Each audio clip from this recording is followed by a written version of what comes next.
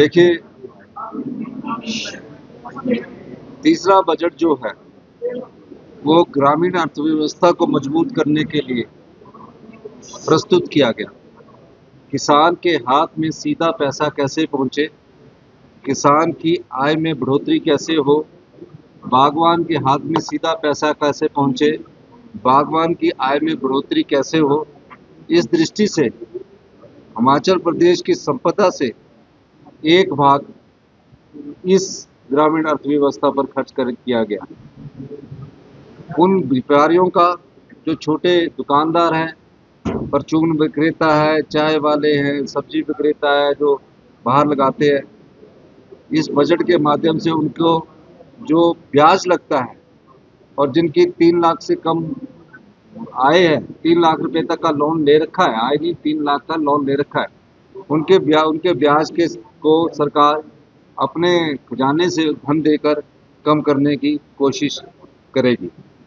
चौथा, जो विधवा बहनें, उनके सारी बच्चों की पढ़ाई का खर्चा हिमाचल प्रदेश की सरकार उठाएगी। इस बजट में वो भी प्रावधान किया गया है। और जितना भी बजट है वो आम आदमी से जुड़ा है, सभी वर्गों का ख्याल रखा गया है।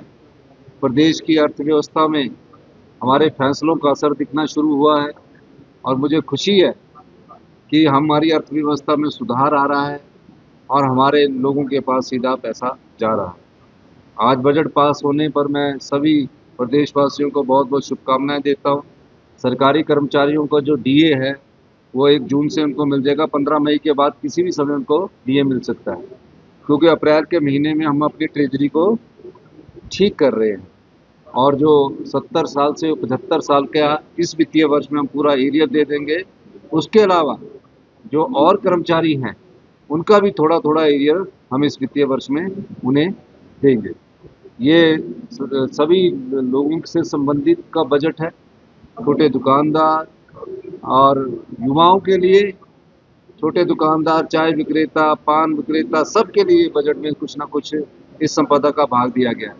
और युवाओं के लिए जो अपने घर में सोलर पावर प्रोजेक्ट लगाना चाहते हैं, ट्राइबल में जो लगाएगा उसे 5% की सब्सिडी मिलेगी। यानी कि 1 मेगावाट का जो सोलर पावर प्रोजेक्ट लगाएगा, अगर उसकी कीमत 2 करोड़ रुपया है और उसमें इंटरेस्ट अगर 9% है तो 5% सरकार की तरफ से उपलब्ध करवाया जाएगा।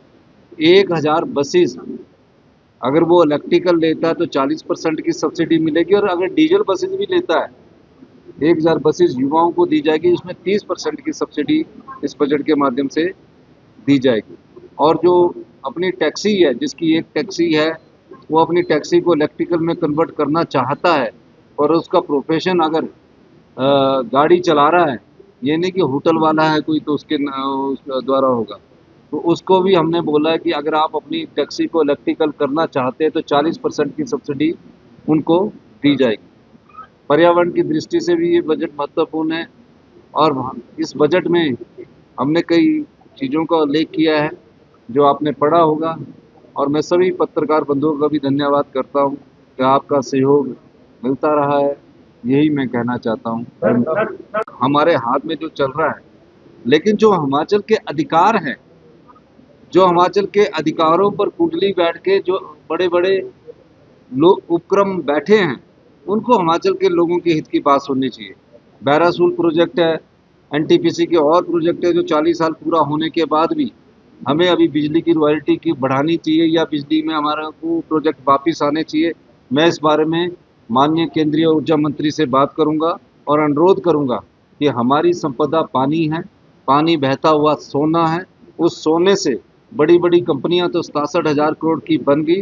हिमाचल प्रदेश का बजट जो 58,000 करोड़ है, जिसमें भी अभी 5-6 हज़ार करोड़ का होल है उस बजट में, तो उसके आधार पर भी आप हमारी जो संपदा पानी के रूप में है उसमें हमें हमारा अधिकार दीजिए। इसके बारे में मैं आने वाले समय में केंद्रीय नेतृत्व से बात करूंगा। और मैं बीजेपी के नेताओं से भी चाहूँगा कि जिन प्रोजेक्टों की उम्र 40 साल है और दिल्ली में केंद्र की सरकार है, उसमें हमारे साथ मिलकर अगर उनके नेतृत्व में भी जाना पड़े बीजेपी के, तो मैं उसमें भी चलने के लिए तैयार हूँ। हिमाचल के अधिकारों के लिए मैं उनके नेतृत्व में भी चलने के लिए तैयार हूँ। यही मैं कहना चाहता हूँ। बहुत बहुत धन्यवाद। अगर आप ये वीडियो YouTube पर देख रहे हैं तो हमारे चैनल को सब्सक्राइब करें और बेल आइकन को दबाना ना भूलें। अगर आप Facebook पर ये वीडियो देख रहे हैं तो हमारे पेज को लाइक करें।